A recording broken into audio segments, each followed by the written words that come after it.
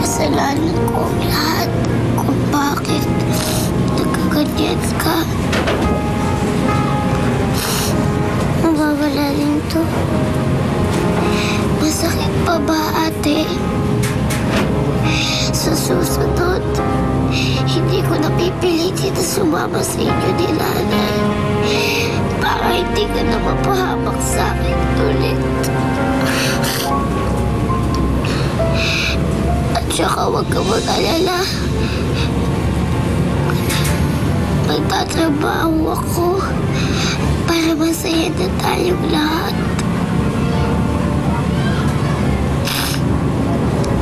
Para hindi na din magalit sa akin si nanay.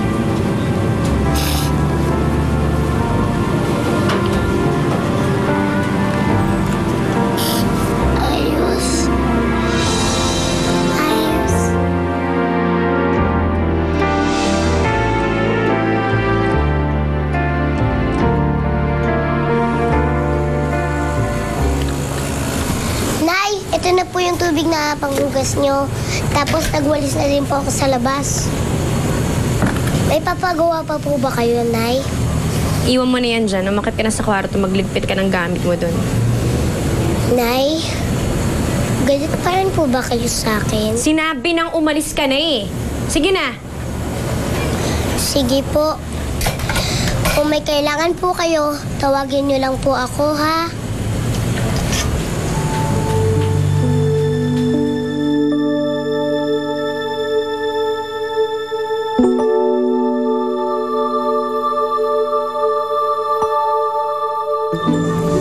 Rowena, hindi pa ba malinaw sa'yo? Sinusuyo ka ni Luna eh. Pero sa tingin ko, tinitikis mo yung anak mo. Lo, siguro naman napansin nyo na palagi ako sinusuway ng batang yan. At kapag napapansin niyang lumalamig na naman yung ulo ko, gagawa na naman ng panibagong kalokohan. Eh, kung yan ang paraan mo ng pagdidisiplina, sa tingin ko, mali eh. Mali. Lo, mas mabuti na siguro yun. Kesa sa palagi ko napapalo yung batang yan.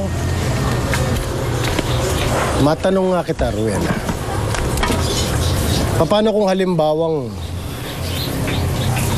si Lunang napahamak at si Blanca may kasalanan? Ganyan din kaya magiging reaksyon mo kay Blanca? Paano kung si Lunang malagay sa panganib? Kaya mo bang mawala sa iyong anak mo?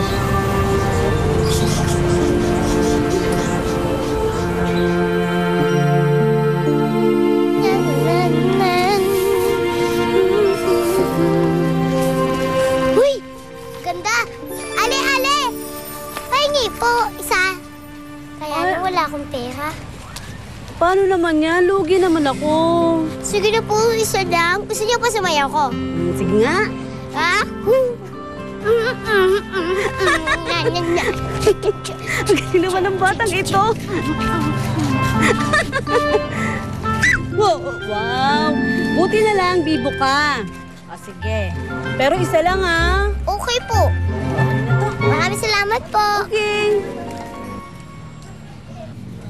Ay, nanay! May regalo po ako para sa'yo. Bulaklak po. Para mas lalo pong gumanda ang araw niyo.